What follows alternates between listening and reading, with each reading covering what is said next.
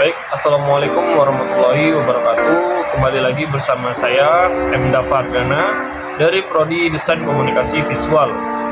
Nah, di video kali ini saya ingin mengerjakan tugas pengantar kewirausahaan yang berjudul Manajemen Pengelolaan Usaha. Jika kita berbicara soal manajemen, berarti kita akan berbicara tentang fungsinya, dan minimal ada 5 hal, yaitu organizing, directing, coordinating, dan controlling. Di sini kita akan bahas satu persatu. Yang pertama ada planning. Planning berarti berkaitan dengan rencana atau perencanaan yang sudah tertuang secara tertulis, mulai dari memikirkan, memutuskan, menentukan apa dan bagaimana, seperti apa, serta untuk apa tujuan tersebut dilaksanakan atau dilakukan.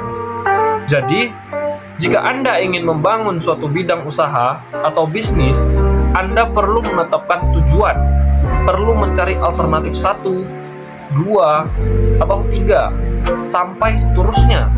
Kemudian menilai alternatif secara memilih alternatif terbaik dengan segala persoalan, alasan, dan kemungkinan yang bisa Anda lakukan dengan persoalan tersebut. Dan yang kedua, ada organizing. Organizing adalah proses pengelompokan bagaimana menentuan kegiatan serta penyerahan delegasi untuk melakukan kegiatan tersebut. Melakukan pengelompokan yang jelas. Proses manajemen pengelolaan usaha dengan organizing berarti melakukan sesuatu pada tempatnya. Pengelompokan pekerjaan berdasarkan keahlian dan harus diperhatikan Anda sebagai atasan dalam memberi wewenang. Perlu diperhatikan juga Anda sebagai atasan dalam memberi wewenang ya. Nah, kemudian yang perlu diperhatikan dalam pendelegasian wewenang adalah yang pertama, pemberian kebebasan, seperti kebebasan untuk berekspresi, berkarya, tetapi dengan peraturan yang sudah ditetapkan secara bersama. Dan yang kedua, melakukan kewenangan mengambil keputusan. Dan yang ketiga adalah tanggung jawab yang jelas. Yang ketiga adalah directing, menggerakkan orang-orang agar sesuai dengan tuntunan yang telah ditetapkan oleh organisasi atau lembaga. Orang-orang wirausahawan adalah orang-orang yang mampu melawan tingkat kemalasan tinggi di dalam dirinya. Untuk itu, yang perlu diperhatikan dalam konteks directing ini adalah menggerakkan orang-orang, karena pada dasarnya manusia itu pemalas dan memang sangat penting dan perlu digerakkan. Jika kita pemilik organisasi atau sebagai pimpinan, maka mempunyai kewajiban menggerakkan yang malas supaya mau bekerja. Nah, kemudian yang keempat itu coordinating. Coordinating yaitu mengordinasi atau menyelaraskan kegiatan berjalan. Ada 3 prinsip dasar di dalam koordinasi.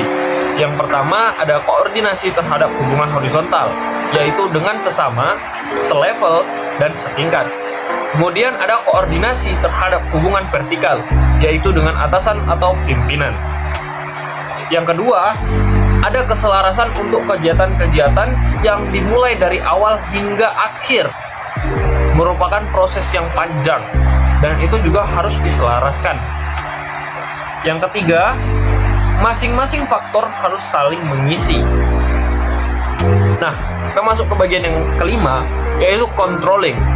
Controlling melakukan pengawasan, kontrol, agar segala operasi organisasi, wirausaha atau bisnis dan industri sehingga sesuai dengan apa yang direncanakan dari awal, supaya tujuannya tercapai. Yang harus diperhatikan dalam konteks controlling ini adalah yang pertama, memperhatikan tujuan yang sudah ditetapkan. Dan yang kedua, lakukan pengawasan terhadap sistem operasional secara keseluruhan.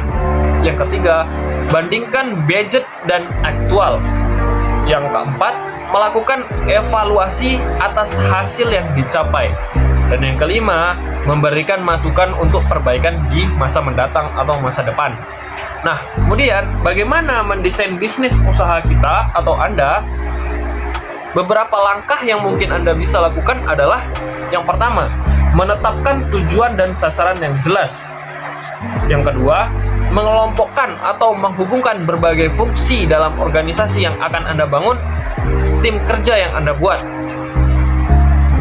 Yang ketiga, menguraikan pekerjaan yang akan diisi dalam proses perjalanan bisnis Anda bersama rekan-rekan Anda. Kemudian ada prinsip-prinsip yang harus diperhatikan ya. Yang pertama itu fungsi melekat, dan yang kedua pengelompokan aktivitas, dan juga ada 5 hal yang dibutuhkan sebagai sumber kekayaan dari sebuah bisnis atau organisasi. Yang pertama adalah sumber daya manusia, memilih anggota atau rekan yang kualitas SDM-nya oke atau bagus. Nah, yang kedua, finansial. Mau tidak mau, memang mulai menabung sejak awal. Mencari rekan atau jejaring-jejaring yang besar, kemudian mencari sumber-sumber pendanaan. Yang ketiga, yaitu sosial. Ini berkaitan dengan masyarakat tentunya. Sosial itu berhubungan dengan banyak orang. Semakin banyak relasi, maka semakin bagus. Nah, kemudian yang keempat itu ada manajerial. Manajerial berkaitan dengan pengelolaan usaha. Yang kelima ada jejaring. Seperti yang tadi ya, jejaring yaitu mencari rekan, anggota ataupun teman-teman yang akan menjadi pemodal dari awal. Dan juga ada yang harus diperhatikan, yaitu perencanaan tenaga kerja. Yang pertama, perencanaan tenaga kerja itu memperhitungkan kebutuhan. Dan yang kedua, sumber tenaga kerja, apakah internal, jasa, lembaga, dan lain-lain. Pengelolaan usaha juga erat kaitannya dengan usaha yang akan Anda lakukan. Paling tidak ada dua yang harus dipikirkan. Yang pertama ada perencanaan usaha berkaitan dengan hal yang tertulis, yang berisikan prinsip usaha, operasional usaha yang akan dilakukan, termasuk rincian strategis serta peluang. Dan fungsi dari perencanaan tersebut adalah sebagai pedoman untuk mencapai keberhasilan manajemen yang Anda lakukan. Dan yang kedua, yaitu adalah sebagai alat untuk mengajukan kebutuhan permodalan yang bersumber dari luar. Baiklah, hanya sekian yang bisa saya sampaikan tentang manajemen pengelolaan usaha ini. Semoga apa yang saya sampaikan bisa bermanfaat untuk kita semua. Saya akhiri, wabillahi taufiq wal hidayah. Wassalamualaikum warahmatullahi wabarakatuh.